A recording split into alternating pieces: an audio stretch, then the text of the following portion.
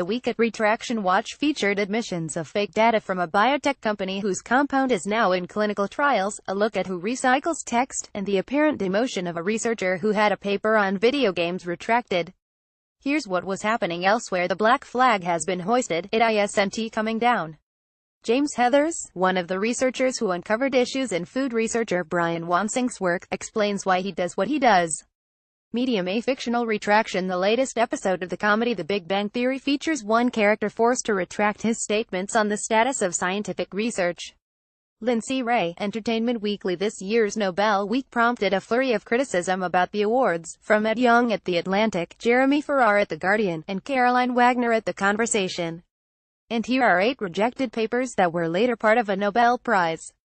Josh Nicholson, author. Undergraduate research has expanded in the last couple of decades to hundreds of colleges of all sizes and types, writes Paul Baskin. Still elusive, however, is good information on how best to shape those programs, assess their benefits, and repeat their successes. Chronicle of Higher Education. Institutional variables, including the growing emphasis on external funding as an expectation or de facto requirement for faculty tenure and promotion at many research-oriented institutions, pose largely unappreciated hazards for psychological science, says Scott Lilienfeld, APS Observer. And yes, we saw that information about a person's marital status or family relationships came up, especially when the applicants were women. Why the Swedish Research Council sends observers to grant review meetings. Siri Lindstad, KIFI. Info. Scientists in countries with higher mobility and more international collaboration tend to be cited more often, in notes Nature, drawing on 2 pieces it published this week. What separates a predatory publisher from a legitimate science publisher, asks Bill Sullivan. PLOS blogs. The JAMA Network will launch an open-access journal in 2018. Kevin Orley, Wire replicability should not be the gold standard in psychological science, writes Patricia Greenfield. Perspectives in Psychological Science. A new analysis shows that acknowledgement practices truly do vary across disciplines and that this can lead to important further research beyond the sole interest in funding.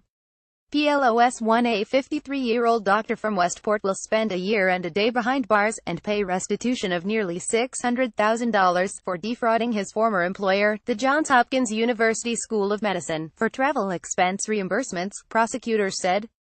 Daily Voice. Do journals need a readability index? Dalmeet Singh Chawla reports on a much-discussed paper. Chemistry World. I've seen the technology get good enough that I'm now very concerned. A scientist who spots fake images and videos. Elizabeth Chubney, Nature. A judge in Virginia recommends ruling with the American Chemical Society in their case against Sci-Hub, which would mean blocking internet access to the latter. Diana Kwan, the scientist. Major publishers order ResearchGate to remove millions of papers that the publishers say infringe their copyright. David Matthews, Times Higher Education. Lenny Tatelman says there are a lot of megamyths surrounding megajournals. Protocols.io. South Africa may stop subsidizing papers published in predatory journals.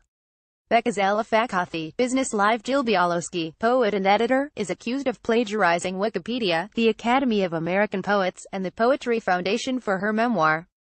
Maya Salam. Matt Stevens, New York Times. How does a lawyer correct the record at the U.S. Supreme Court? Send a letter to the Chief Justice.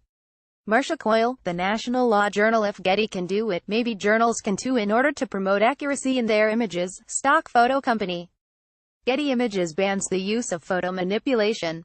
Tyler Jenk, The Industry Observer. Resist tribalism. Punish one another only for the mortal sin of making crap up. Alice Dreger sounds a warning.